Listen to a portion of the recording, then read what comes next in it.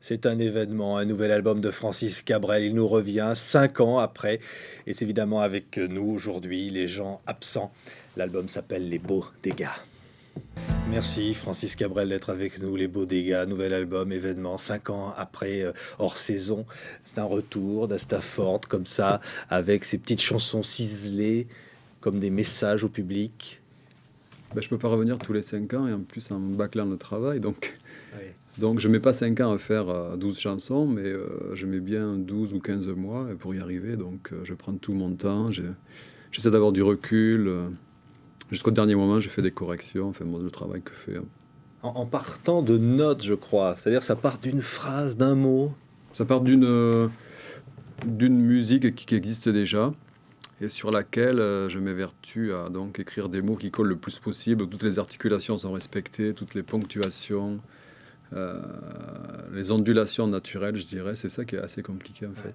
La chanson qu'on vient d'entendre un extrait, on parlera bien sûr des endroits où les images nous provenaient, c'est les gens absents. On va vous voir extrait de l'enregistrement de ce disque. Là, quand on arrive en studio, ça y est, la chanson, elle est créée. Elle existe sur le papier, elle existe à l'état de brouillon, et ensuite elle n'est pas si créée que ça. Moi je dirais qu'il faut vraiment la faire exister définitivement. Donc là j'ai tout un groupe de musiciens autour de moi qui me connaissent depuis de nombreuses années, qui savent vers où je veux aller. Et en général c'est comme si je la présentais à la famille, quoi. Ils se mettent au service de la chanson du jour, puisqu'on en fait à peu près une par jour, ou une tous les 2 jours. J'ai passé l'hiver en attendant un mot, c'est comme le désert sans une goutte d'eau. Et les mots qui comptent. La difficulté, c'est justement, c'est là, quoi. Parce que des musiques, j'en ai une quinzaine ou une vingtaine d'avance, mais bon, pour faire des textes dessus, c'est super long. Emprisonner des émotions comme ça, c'est pas simple. Et donc, je passe mon temps à ça. Ça m'amuse beaucoup, comme des fois je fais des mots croisés, comme des fois je compose des grilles de mots croisés. Disons que tout ce qui tourne autour des mots, ça m'intéresse. On a dit, Francis Cabrel, évidemment, c'est le succès, on va en parler bien sûr. Et puis à un moment donné, il a besoin de se retirer dans cette campagne à Stafford, comme ça, et redevenir, entre guillemets, quelqu'un de normal, pour pouvoir réécrire. Oui, parce qu'un chanteur, que voulez-vous qu'il dise? Il est en tournée, il est dans des hôtels, et dans les meilleurs restaurants souvent, ou en train de faire des kilomètres sur les autoroutes, donc il n'y avait pas grand-chose à raconter dans ces moments-là. Donc moi, je finis les tournées, je m'arrête, je rentre chez moi, et je passe donc 3 ans et demi, 4 quelquefois, à m'occuper de ma famille, suivre les études de mes enfants, m'occuper de toute chose dans le village ou ailleurs. Enfin, des choses naturelles, quoi, de tout le monde. Et on va voir que vous avez un studio maintenant à la maison. C'est là où est enregistré ce disque, donc Les Beaux Dégâts. On verra un peu l'installation avec les copains. Moi, j'imagine à la fois des musiciens et des copains. Elle nous regarde, par exemple, cette chanson, donc extrait du nouvel album. On écoutera encore d'autres chansons de ce formidable nouveau disque. Nous ravit, qu'on nous admire, nous, nos salaires, nos sourires et tous ces défauts que l'on farde. Il y a le côté des faux semblants, comme ça. C'est dans le jeu de la séduction. C'est vrai que les garçons emploient toujours la manière forte. Moi, ça m'a déjà tout petit, si je puis dire. Me semble-t-il, j'étais un peu décalé par rapport à ce monde macho, cruel, enfin en tout cas brutal. Et il me semblait que la vie devait être plus délicate que ça. Et j'étais quand même assez souvent en dehors du groupe ou des groupes de jeunes de l'époque, justement parce que je trouvais leur méthode un peu grossière. Donc certainement, je l'ai été aussi, mais peut-être un peu moins. Et là, j'ai voulu faire une espèce d'écrire un peu toutes les étapes de la séduction. Et en fait, les filles nous regardent un peu comme si on était des nigauds, des maladroits, disons. Je pense qu'elles sont beaucoup plus sensibles que nous. Elles nous regardent, Francis Cabrel.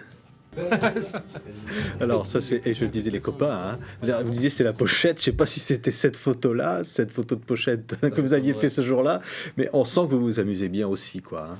Ouais, ce sont des gens charmants et donc qui me connaissent depuis toujours et puis qui savent qu'on a, disons, on a le même humour, on a les mêmes sujets d'intérêt et quand on se met autour d'une chanson en général c'est assez vite, on est assez vite au cœur du sujet parce qu'on n'a pas beaucoup d'hésitation, quoi. On a peu près donc les mêmes goûts sur les chemins à prendre, ça va en général tout seul. Ouais, parce qu'on a une image, on se dit Francis Cabrel, évidemment, ce sont des chansons très émouvantes, parfois très profondes, quelquefois tragiques.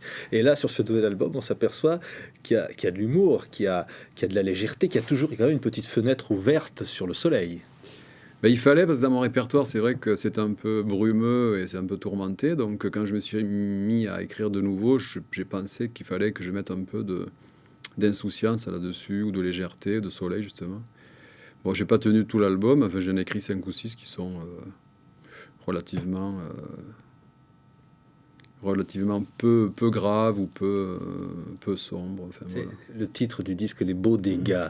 Alors évidemment, c'est un jeu de mots de nous en parler, mais ça veut dire qu'on peut avoir des dégâts et qu'ils soient beaux, c'est-à-dire on peut se réjouir parfois des coups de la vie. Ben, on doit se réjouir de tout ce que la vie nous a obligés à faire et à traverser, parce que de toute façon, se lamenter ça ne sert à rien. Donc autant s'en réjouir, c'était un peu la philosophie de ces 3 mots-là. Mais le jeu de mots aussi m'intéressait, puisque je suis assez féru de la culture espagnole. Et une bodega, c'est un peu l'endroit festif, boire, jouer, manger, rencontrer des gens. C'était un peu comme on a fait cet album-là au milieu d'un club. Il n'y a pas beaucoup de formalités, pas beaucoup de solennité dans cet endroit. Donc c'était... Et alors, on a l'impression que vous créez des chansons parce qu'il y a une atmosphère de blues, un peu folk, mais assez blues quand même, parfois un peu rock. Dans ce disque, on a l'impression que vous créez des chansons comme des musiciens de jazz qui se retrouvent. On va voir des images, on vous voit inventer finalement des sonorités comme ça. Ben, les musiciens qui jouent avec moi, ce sont des musiciens de blues, assez branchés sur le jazz aussi d'ailleurs. Donc ils ont des expériences avec des groupes, ils ont leur vie de leur côté, avec des groupes de virtuoses, on va dire.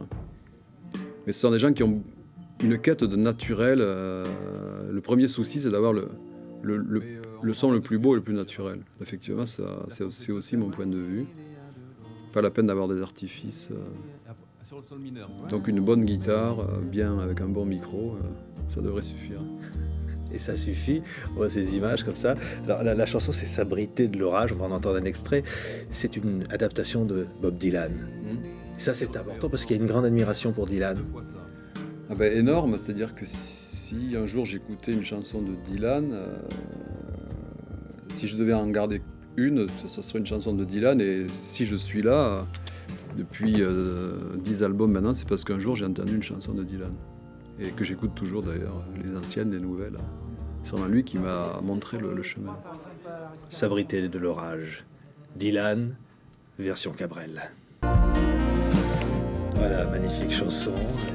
Et évidemment, il y a derrière tout ça comme évidemment une pointe de destin. Certaines chansons qui disent un jour tu refermeras tes bras, il y aura quelqu'un dedans. Et finalement, il y a une route qui est tracée comme ça.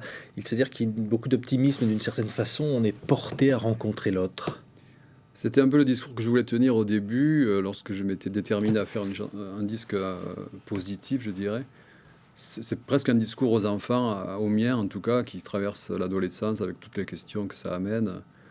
Qui vais-je devenir? Qui vais-je rencontrer? Est-ce que je vais rencontrer quelqu'un qui me correspondra? En fait, toutes ces questions qui nous harcèlent comme ça dans ces âges-là. Et je pense que la vie fait bien les choses, que les hasards se croisent au bon moment et qu'il y a forcément quelqu'un qui attend quelque part et qui nous est promis ou qui nous complète, je dirais. Ouais, il y a une chanson qui dit « Tu me corresponds ». Ouais. Hein, alors, il y a des jeux de mots. Hein. On devrait correspondre puisque tu me corresponds. Ouais, ça c'est le plus facile à faire, c'est de trouver ces petites phrases comme ça qui déclenchent. Effectivement, je suis parti de ces 2 lignes-là pour faire ma chanson. Les chansons commencent souvent comme ça, sur des petits jeux de mots, des petites trouvailles que je garde sur des petits carnets comme ça que je collectionne. Et quand je me mets à écrire, ben, je feuillette et puis je me dis quoi faire de ça, puis Alors, je travaille. pas des jeux de mots, C'est mais du travail. les chansons, la première s'appelle Les Faussaires. Bon, moi j'ai pensé tout de suite à Brassens, hein, histoire de faussaires, mais au-delà de ça, on est dans un monde aujourd'hui, et la chanson le dit bien, tout est faux, tout est factice. Faut chercher derrière. Ouais, pas tout, j'espère, mais enfin, il y a une grande part des choses qui nous entourent, qui nous sont présentées de façon un peu trafiquée, effectivement factice. L'information n'est pas toujours, vous êtes peut-être au cœur de l'action, vérifiée avant d'être lancée. Bon, les gens se transforment, les silhouettes se transforment de façon un peu artificielle. Dans la chanson, c'est pareil. dans la politique, bon, on entend des mensonges un peu à chaque coin de discours. Oui, si on fait le résumé de tout ça, si on accumule tout ça dans 4 strophes, on dirait qu'effectivement tout est faux. Bon, heureusement, il y a des gens qui passent à travers les gouttes. Mais si on ne se méfie pas, c'est vrai que le mensonge ou le factice est vite là, quoi. Ouais. Et les faussaires, évidemment, il faut se réfugier à Stafford pour trouver de la vérité, comme ça, dans cette nature. On a vu des images tout à l'heure de cet endroit où vous vivez, où vous composez. Ben moi, ma vérité, elle serait plutôt là, mais est-ce que j'ai raison? J'en sais rien. Mais disons que les gens de la campagne, du terroir, les villageois, les paysans, sont des gens qui connaissent certainement la vraie valeur des choses, la vraie valeur du temps aussi, qui précipitent rien, qui vivent un peu sur des vitesses normales. C'est un peu aussi ça que j'ai voulu raconter. Il y a du bon bois, celui dont on fait les guitares.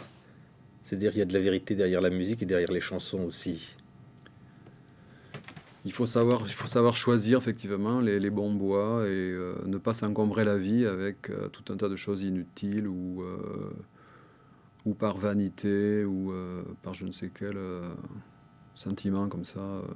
Essayer de se débarrasser de tout ce qui pèse et qui encombre. C'est une sorte de philosophie bon marché, mais bon, ça fonctionne. Les faussaires, Francis Cabrel. Et alors la guitare se fait presque rock à certains moments, hein, cette guitare dont on parlait. On sent, alors il y a une chanson qui s'appelle Télécaster, on sent que, évidemment, au-delà de l'amour des guitares, Cabrel aura envie comme ça de dire que la guitare c'est aussi un instrument de révolte, ça peut être quelque chose comme ça qui rugit. Ouais, ça l'était quand j'avais 17 ans, un instrument de révolte, ou du moins je pensais que c'était l'instrument qui amènerait vers la révolte. Mais bon, au fil du temps, étant donné que c'était une compagne extrêmement intime, puis bon, je sais pas, c'est plutôt devenu un mode d'expression atténué par l'effet toujours musical, le souci musical que j'ai toujours eu pour faire passer un peu mes messages. J'ai jamais été vraiment un révolté au premier degré, mais je m'arrange pour faire passer ici et là quelques petites humeurs comme ça. La chanson Télécaster, elle dit « Je rêvais d'aventure, d'emprunter la voiture de mon père, d'aller traîner dans les bars sur le modèle Rockstar Angleterre. Je rêvais de traverser la Manche, accroché aux hanches de ma Télécaster. » Ça a été un peu les rêves de Francis. Ouais, je voulais être David Bowie ou John Lennon, tous ces types hyper arrogants, super intelligents, bien entendu, avec une musique fantastique, des créateurs, quoi, en fait. Et puis, bon, pas du tout, mais c'est pas grave. C'est pas grave. Et vous êtes devenu, au départ, ça on a un peu faussement compris, un chanteur de charme avec Petite Marie. Et là, on s'est dit les chansons d'amour. Ouais. Ouais, au début, on a extrait de mes disques des chansons d'amour. Ouais. Pendant 2, 3, 4 albums, ça a été ça, ce qui m'a un peu frustré parce que ça présentait que la moitié de mon personnage et ça me semblait qu'il manquait quelque chose. Il manquait quelque chose de toute façon. Ouais. C'est-à-dire il manquait ce Cabrel qui faisait les balles, hein, qui avec cette viande saoule dont une autre chanson parle, et finalement comme ça, cette espèce de plongée. Oui, il manquait le côté un peu plus avec le regard posé sur le social, un peu plus agressif, un peu plus jamais brutal, hein, mais un peu plus virulent, quoi, quand même. Les chansons d'amour ne sont que du romantisme ou de la poésie. Et puis à côté de ça, il y avait quand même quelque chose de plus concret, quoi, disons, dans le paysage de mes chansons. Il y en a une qui dit suivant que tu naisses dans la boue du bon côté de la médaille, demain peut-être tiède et cool ou bien un épouvantail. Mais oui. Ça aussi, c'est le destin dont on parlait tout à l'heure. C'est le destin, j'allais presque dire, tragique parfois. Bah, c'est le monde tel qu'il est, avec ceux qui ont la chance de naître du bon côté, confortable, à l'abri de tout, et puis justement ceux qui sont dans l'inverse, dans la misère quotidienne, le souci permanent de survivre. C'est un truc qui me hante parce que il suffit de rien pour tomber d'un côté, de tomber du mauvais côté justement. Et j'ai l'impression que le monde actuel avance très vite et se soucie de moins en moins de ce qu'on laisse sur le bord, ce qui fait effectivement des grandes disparités, une grande indifférence générale. Et je trouve que ça, c'est pas bien. C'est-à-dire que quand Francis Cabrel est chez lui, il disait, regarde l'actualité, on se souvient de chansons qui dénonçaient le racisme, etc. Vous avez l'impression qu'aujourd'hui, une chanson peut changer quelque chose? Malheureusement, non, mais ça soulage au moins celui qui le raconte. Ouais. Et puis, il faut pas oublier, quoi. Faut pas oublier. C'est dans les gestes du quotidien. Ça veut pas dire que demain, grâce à une chanson, tout le monde va se pencher sur le sort des démunis, mais c'est pour insister une nouvelle fois, pour dire n'oublions pas, restons concentrés, généreux. Voilà. Ouais, y a une chanson qui dit elle danse sur des parquets immenses aussi luisants qu'un lac. Et celle qui danse, elle est sur une chaise mobile. Elle dort. Elle est sur une chaise mobile, pour pas dire roulante, et elle dort. Ouais. Et elle dort. C'est-à-dire rêver au-delà du handicap. C'est-à-dire que les seuls moments où cette jeune fille vit comme nous, c'est quand elle rêve, quoi. Elle rêve qu'elle marche, qu'elle danse, qu'elle traverse la vie, qu'elle se marie. Mais ça, c'est simplement dans son rêve. Et bon, au réveil, effectivement, elle est toujours suraccrochée par son handicap, à des courroies, un fauteuil.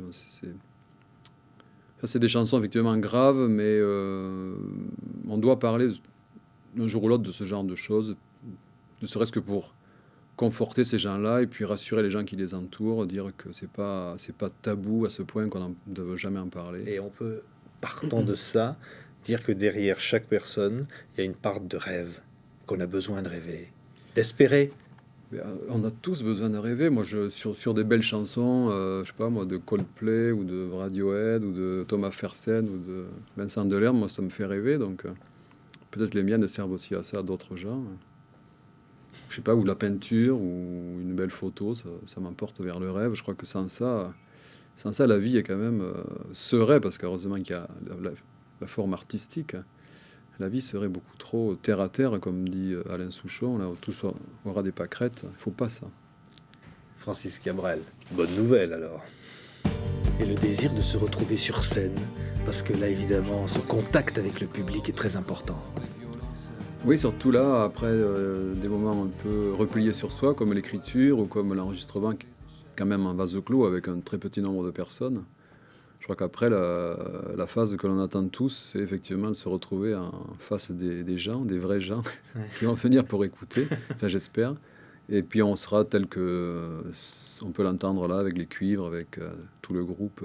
Alors à tous ceux qui vous apportez, parce que le succès, je le disais, il est là, Francis Cabrel, on l'attend, et il apporte beaucoup de chaleur à tous ceux qui l'écoutent. C'est de dire, vous diriez, je suis un poète, je suis un artisan. Comment on explique que quand on arrive comme ça à toucher tant de monde? Écoutez, un poète, j'oserais pas parce que j'ai des références dans le monde de la poésie qui me semblent un peu inaccessibles. C'est sûr que j'essaie de poétiser, entre guillemets, mon discours pour que par image interposée, j'arrive à me faire comprendre, et puis sans être trop direct et trop premier degré. Sinon, oui, artisan, un peu artiste, un peu rêveur. Ouais. Et c'est réussi quand... quelle réaction, enfin, ceux qui vous écoutent, qu'est-ce que vous aimeriez qu'ils ressentent? Ben, c'est réussi quand moi je ressens quelque chose en fait. Donc je finis la chanson, je l'enregistre sommairement sur du petit matériel, après j'écoute. Et si elle me fait de l'effet, j'imagine que je ne dois pas être si différent que ça du reste de la planète. Donc ça doit faire l'effet sur quelqu'un d'autre, disons. Donc le premier public, je dirais que c'est moi, et puis ensuite la famille, les amis, les musiciens. Et ceux qui vous suivent depuis Petite Marie, en passant par Je l'aime à mourir, et puis toutes les grandes chansons qui sont là aujourd'hui, ça impressionne, ça rend modeste. Qu'est-ce qu'on se dit? Moi j'aime bien l'idée que le temps passe et que bon, on fait avec, on s'arrange. Enfin on s'arrange avec... peut-être on s'arrange pas, mais il faut s'arranger avec. Oui, ça va faire 27 ans maintenant que mon premier disque est sorti. Ouais. Donc il y a sûrement des gens de la première heure qui sont un peu le carré des fidèles. Mais ça ne nous rajeunit pas.